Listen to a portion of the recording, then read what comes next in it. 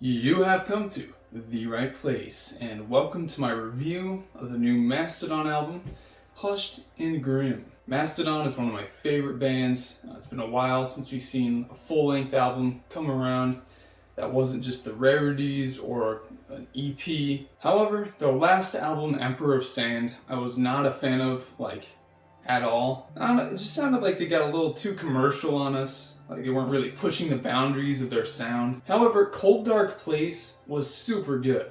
I really liked Toe to Toes and North Side Star. And just judging off the artwork alone, I'm like, this could be more like Cold Dark Place, which I was really hoping it would be. But then I saw the runtime, hour and a half, and I'm like, you know what? It's probably too good to be true. But let's dive into it. Let's start with song number 1, Pain with an Anchor. So this one starts off with kind of a cool intro with the bass and the tom drums rolling. And we get some nice guitar licks all throughout the song, although the main riff is kind of lacking. There's an ominous vibe to the track that really breaks out about 2/3 of the way into it, with a really nice chunky chugging riff that sounds really Crack the Sky era Mastodon. So that was good for me. Overall though, this track feels like it wants to kind of be an instrumental, but a few vocals were kind of just slapped on there anyway. Sort of like an afterthought, but while the vocals are nothing special, at least in my opinion, I could actually hear some older style Mastodon isms on this track, which gave me a glimmer of hope, albeit not too much for this album moving forward. So, relatively decent track. Then we get song number 2, The Crux. And I gotta be honest, first half of the song didn't do much for me. Troy's vocals don't help either. Now, I've never really cared much for Troy's vocals. He always kind of sounds like he just ran a 10K when he sings. Dude just sounds gassed sometimes. But the second half gets a little better with some slower passages and a couple other riffs just to liven things up, as well as some double bass near the end. So for me though, this song might as well have been on Emperor of Sand. Nothing really stuck with me on this one, and that's just the crux of the matter. Track number 3, Sickle and Peace. Why does the intro to this song with the girl, why does it sound like a Billie Eilish intro? Anyway, we get a whole lot more of Troy singing on here, which again, does not appeal to me at all. You know, the main opening riff and bass line are pretty tasty though. Remind me of something off of Cold Dark Place, except the choruses on that EP were way better than this one, I can tell you that. I know it's kind of something they do a lot, but the chorus on Sickle and Peace doesn't even match the song. It doesn't even sound like the same song.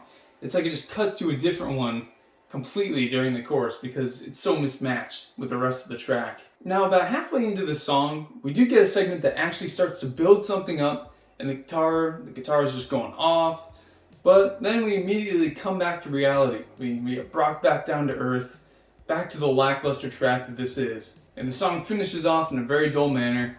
Really nothing great on this track, unfortunately. And I wanted to like it just based on the opening riff and the melody alone, but it quickly fell apart between that chorus, completely forgettable, and the ruining of a good breakdown. The next track, More Than I Could Chew. And yeah, I definitely say the Mastodon bit off a bit more than they can chew with this hour-and-a-half long album. So far, nothing had really wowed me, but this song, on the other hand, started off decent. It had a booming riff with Brand's vocals. What's not to like? We do get some more of Troy's vocals, but he has a bit more tolerable vocals on here, as he only peeks his head in maybe once every 2 minutes or so. The slower segment we get about halfway into the song is easily the best moment on the album I had heard thus far, with really eerie and melancholy vocals. Man, it just sounded really great, and the guitar that really hit the mark for me. We then transition into some punchy drums, some louder vocals, stuff starts building up, and the whole song just swells into this climax that was actually very well done. And this was the first track on the album I can say I liked, at least. You know, pretty good stuff. Alright, man. You know what's up. The Beast. Here we go. This is a country flavored song with Brent on the vocals, and honestly, I liked it. I liked it. The subtle organ and the chicken picking, styled strings was something different for Mastodon, at least. It was fresh. It was fresh sounding. I was even reminded of Chris Stapleton at some points in this song. But yeah, the choruses are forgettable as all get out. Not gonna lie, Brand's vocals had absolutely nothing to this one for me. Sorry, but I still like the change of direction with this one. Just the overall sound. If not just for the novelty of hearing Mastodon do a little bit of country. Skeleton of Splendor, first of all, what the heck is up with that title? Second of all, the opening to this song was nice. I like the mystical, foresty sound, and Troy's lower register is fine. It's when he tries to reach those higher octaves that he then starts to sound constipated. But his low range, much better for me. There's a synth solo in this song that was totally unexpected, right out of left field. And it surprisingly wasn't total trash. And overall though, this song didn't do anything crazy or blow me away, but it was still solid. It felt more like an interlude, actually, to the album. And then we got the next track, Tear Drinker. Plug your ears, Mastodon fans. One of the least impressive songs I think I've ever heard by the band. And that kind of hurts to say. Big fan, man. Great album right here, just saying. There's nothing redeemable about this song to me. It feels like an Emperor of Sand leftover that they just chucked on in there. Maybe it'll grow on me, I don't know. Some songs take time for me to appreciate. But as of right now, this is one of the worst Mastodon songs to date, in my opinion.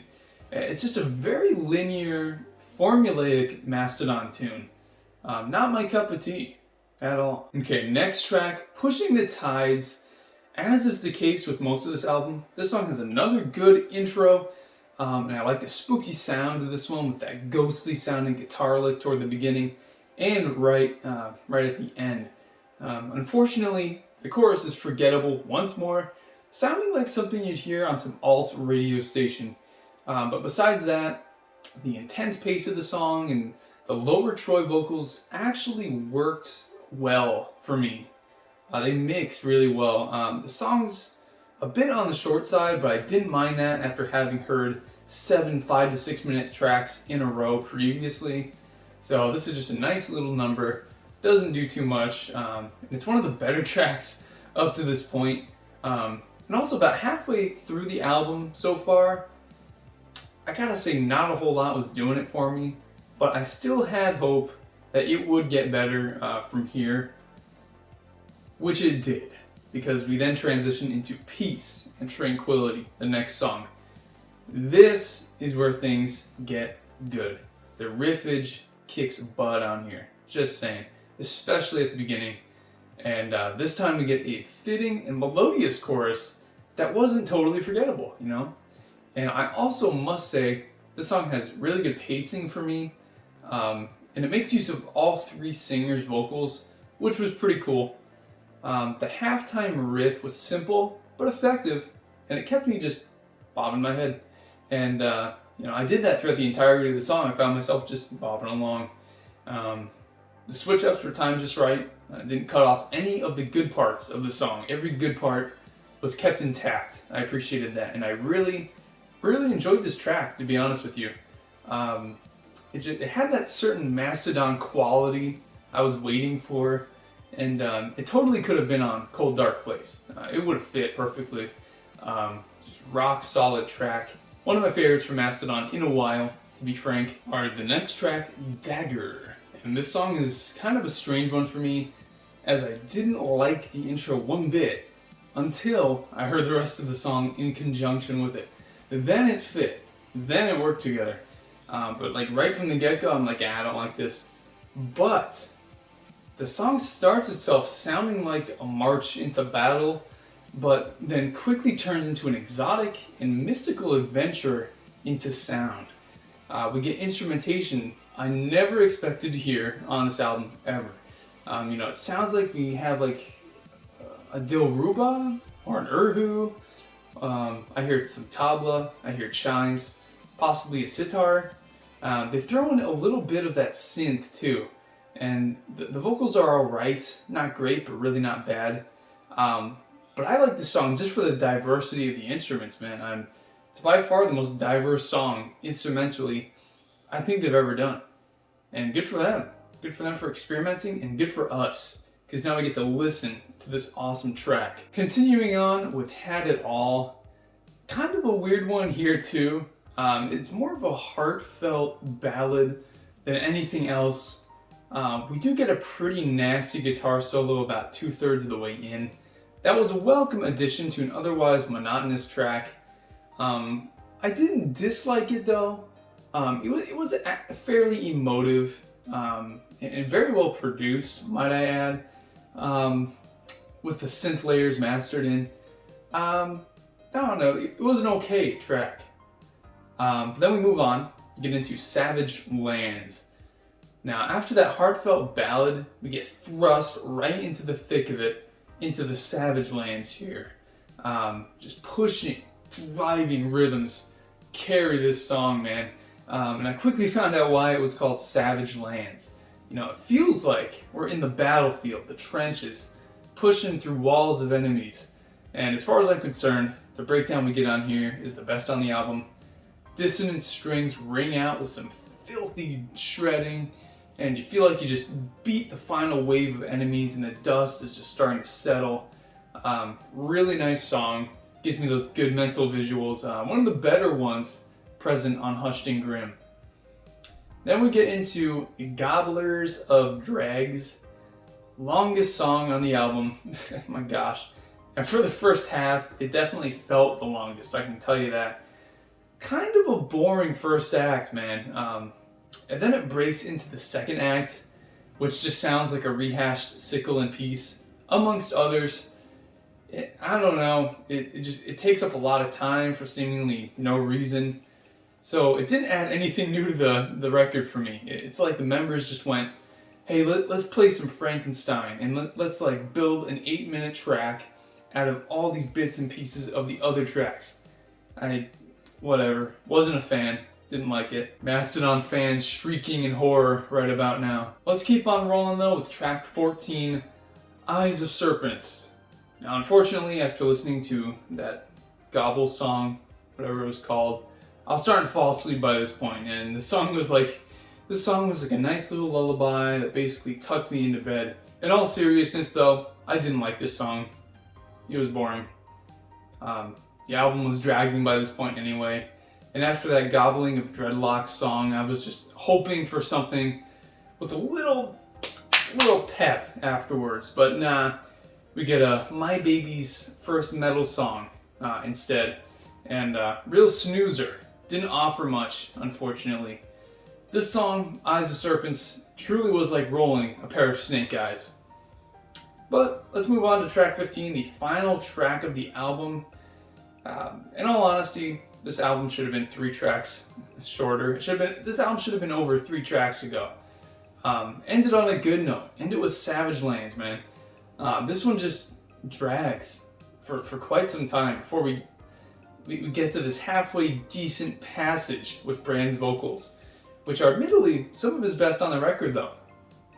Besides that, we get more shredding, whatever, some violin, cheesy violin that slowly fades out, whatever. It's over, it's done. I know I probably angered a lot of Mastodon fans out there, but it's an opinion. It really dragged towards the end. Although there were some genuinely good moments on here, as well as some genuinely not good moments. My favorite songs on this album, Hushed and Grim, were Dagger, More Than I Could Chew, Peace and Tranquility, and Savage Lands. Those are my top 4 out of 15. What a long album. My least favorite songs of the album were Tear Drinker, Eyes of Serpents, and Gobblers of Dregs. I'd rate this album an 11 out of 20. We do 20 points here on the right place. This album, 11 out of 20. I think that's pretty fair. This album, on the other hand, strong 19 out of 20 here. Love this album so much. But I don't think we'll ever be hearing anything from Mastodon quite up to par with this. I think a lot of fans agree this is like their best work. Although I do like Remission era Mastodon and Leviathan. Those are all good albums too. Like anything up to Crack the Sky was really good. And then Cold Dark Place is like the exception for me. Like that EP was just perfect. This album though, 11 out of 20. Now what did you think? Do you hate my guts? Do you hate my videos? Do you think I'm a loser? Do you think I'm stupid? Let me know down below. And you have come to the right place. You are now leaving the right place. Stay safe out there, guys.